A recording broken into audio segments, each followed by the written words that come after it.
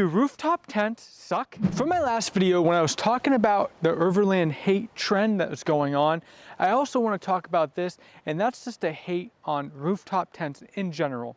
Do they suck? Are they worth your money? Are they just a trend? Can you do the same thing in a ground tent?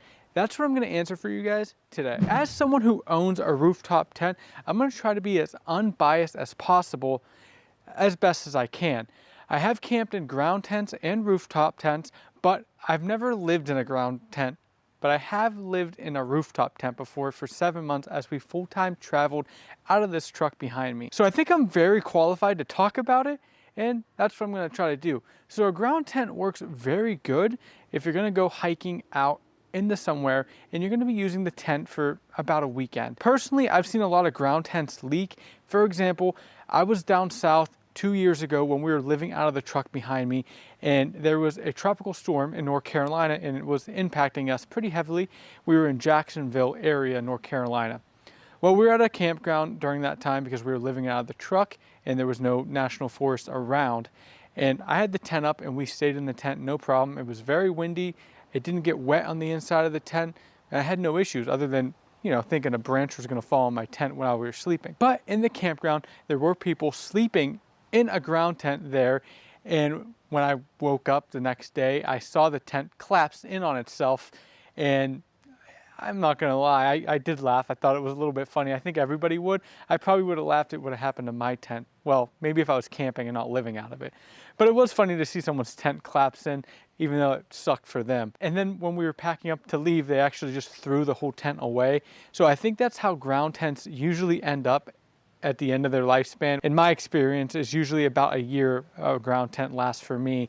I know some people use them longer, but at the same time, they're usually only using their ground tent 2 camping trips out of the year, not like long-term, every weekend, weeks on end kind of use. Going to my experience with ground tents, now I've never really used an expensive ground tent before, like a $500, $800, I know they're out there. I've personally only ever used the cheap ones you can get from Walmart, the 2 to 4 person ones. That's what I have experience with. And every time I've used those tents in rainstorms, I would always end up getting water on the inside of them, no matter if I just bought it or I was using it for a season.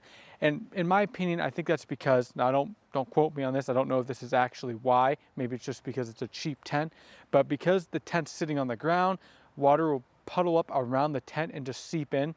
And that's kind of where I always have water, is on the bottom of the floor, like it's seeping in from the ground. And every time that I went camping in a ground tent in a rainstorm, not only did it get wet, but it was always very annoying to put back in the bag. I don't know, I always felt ground tents were way more annoying to put away than any of my rooftop tents that I've had experience with. All in all though, it really depends on how you're gonna camp if a ground tent's gonna be good for you. Obviously, I can't take a rooftop tent on a canoe trip. I mean, maybe you could somehow mount a tent on a canoe. I don't think so. But for example, back in the day, my dad and I went on a canoe trip and we took a ground tent. We stopped on an island on the weekend trip and we camped out on that island and continued a canoe trip down the river. So there are times where a ground tent is very important and you won't have any kind of shelter if you only own a rooftop tent. Now I can talk about my experience with rooftop tents with you guys. As I mentioned, I lived in the truck behind me for 7 months with my wife and my dog, and we lived out of a rooftop tent. This was a soft shell rooftop tent I got off Amazon, and at the time it was like $800, maybe $900 when I got it. This was a while ago when I got it, like 3 years at this point. And I used it for a very long time. We lived in it for 7 months, so I was opening and closing it. It was in rainstorms, and I had no issues with it. Now, it did get beat up. We camped out on the beach many times, and the wind was very brutal, and I ended up having to replace the rain fly on it because the seams started to rip. Can't really be mad at that. The wind was crazy when that happened. I also replaced the mattress in it because after living in it for 7 months, the mattress got really blown out and we just wanted to replace it because we were still living in it and it got very blown out. Other than that though, I had no issues with that rooftop tent. Yeah, it was a little annoying to set up compared to some of the newer rooftop tents nowadays, but for the price at the time, that was like the best thing I could get my hands on, and it really allowed my wife and I to get out and explore the way we like to. She doesn't like to go out and sleep on the ground. I don't really care either way. I do like to go hiking. I like to be out in remote areas, but I prefer exploring areas out of my truck and going mountain biking and camping. So the rooftop tent works very good for how I like to explore and go camping.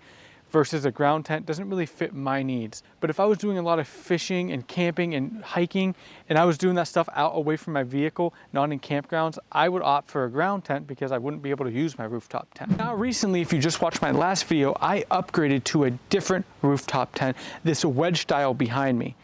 Now my tent opens up in 30 seconds and closes in 30 seconds versus the 10 minutes to 15 minutes it would take me to deal with my soft shell tent when I was climbing around all over the bed of the truck. I'm a big fan of this quicker setup because I'm able to close my campsite and continue on my exploration. I like to switch spots about every day to every 2 days when I'm doing my overland camping adventures to see the next spot and really cover a lot of ground and see as much of a state as I can. But long story short, do rooftop tents suck? In my opinion, they don't, and I love them, and I think they're a great tool. That's really what they are, is a tool, and a ground tent is a tool as well, and you just gotta identify what you need for your use case. To me, comparing a rooftop tent to a ground tent is almost like comparing a bicycle to a canoe. You can have fun with both of them, but they are used in very different scenarios. And that's the way I look at ground tents and rooftop tents. If I'm gonna go out on a hiking, backpacking trip, I'm gonna take a ground tent. If I'm gonna go out and I really wanna explore what a state has to offer and cover as much ground as possible, I'm gonna use my rooftop tent and have a quick setup and tear down. Also, I really like the rooftop tent setup and having it mounted on your vehicle because I like to be spontaneous and just go camping whenever I want to. So having this setup on my truck allows me to be, I could be an hour away from my house, be with some buddies and be like, oh, hey, let's just go camping tonight. It's a beautiful night. I don't feel like driving the whole way home. I'm just gonna set the tent up. Boom, it's good to go.